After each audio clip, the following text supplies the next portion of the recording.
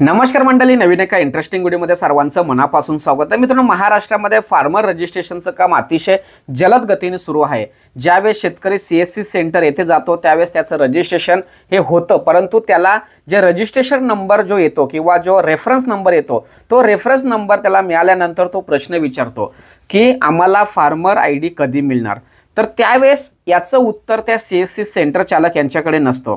कदाचित त्या ठिकाणी जर एखादा महसूल कर्मचारी असेल किंवा एखादा तलाठी कार्यालयातील एखादा अधिकारी असेल किंवा कृषी समन्वयक जर असेल तर त्यांना सुद्धा तो शेतकरी प्रश्न विचारतोय की सर आम्हाला फार्मर आयडी कधी मिळणार, कशाच्या स्वरूपात मिळणार। तर त्यांच्याकडे ह्याचं उत्तर नसतं।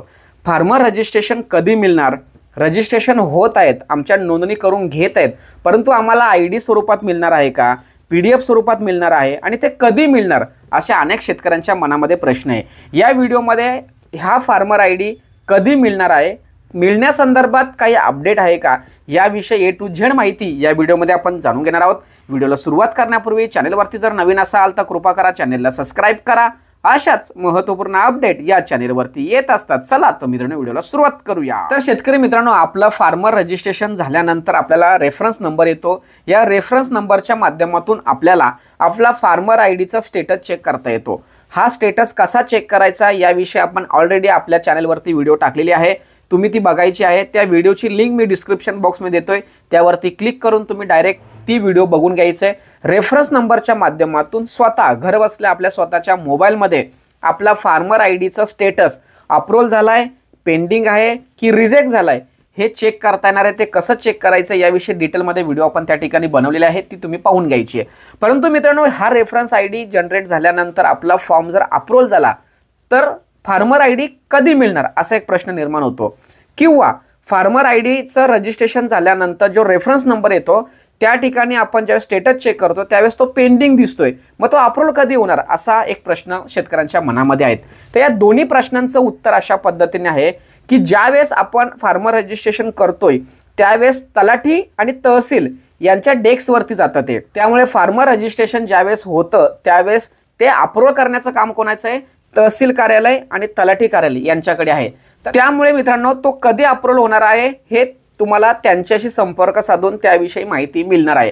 कदाचित तुम्ही नाही फोन केला तरी त्यांनी ऑटोमॅटिक ते अप्रूव्हल होणार आहे, कारण त्यांना सुद्धा युद्ध पातळीवरती टार्गेट बेस काम दिलेलं आहे की लवकरात लवकर तुमच्या आजूबाजूला जेवढेही शेतकरी आहेत त्या सर्व शेतकऱ्यांचे रजिस्ट्रेशन कोणत्याही हालात किंवा कोणत्याही परिस्थितीमध्ये करून घ्या। कॅम्प घ्या, रात्रीचे करा, दिवसा करा किंवा कॅम्प शिबिर लावा, काहीही करा, परंतु रजिस्ट्रेशन करून घ्या असं या ठिकाणी त्यांना सांगण्यात आलेलं आहे।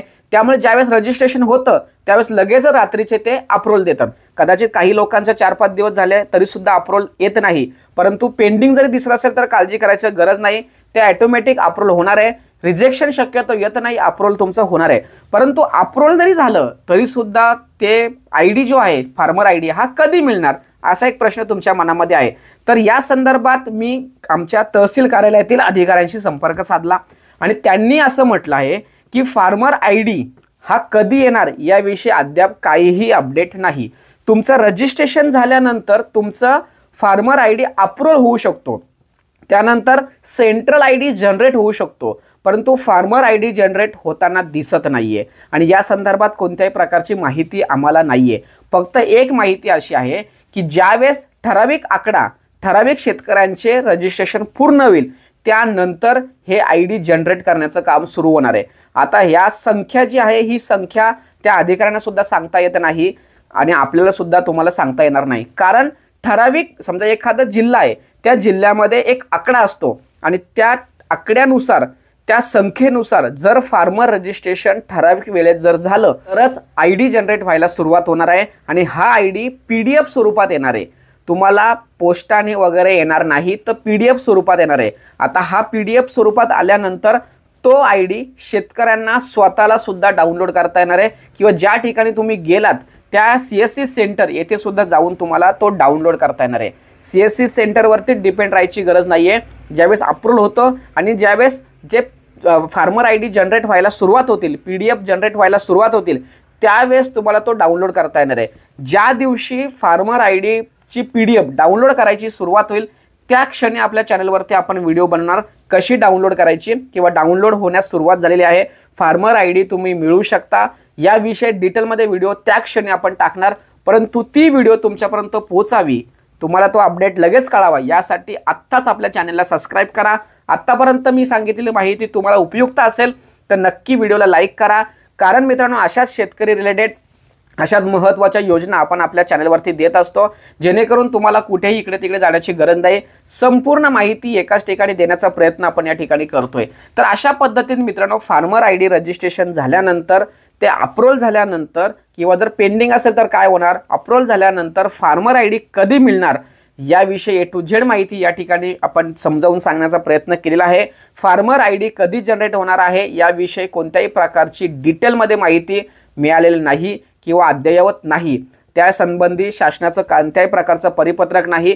त्यामुळे फक्त शेतकऱ्यांना एवढं सांगण्याचा प्रयत्न या ठिकाणी केलेला आहे, रजिस्ट्रेशन झालं, अप्रूव्हल झालं की बिंदास राहा, काही टेन्शन घेऊ नका, आज ना उद्या ते येणार आहेत, परंतु कधी येणार कधी येणार कधी येणार अशा मनामध्ये जो प्रश्न तुमच्या मनामध्ये आहे, या प्रश्नाचं उत्तर या ठिकाणी समजावून सांगण्याचा प्रयत्न केलाय। सदर व्हिडिओ सदर माहिती महाराष्ट्रातील सर्व शेतकऱ्यांपर्यंत, सर्व CSC धारकांपर्यंत, वेलींपर्यंत पोहोचवण्यासाठी सहकार्य करा।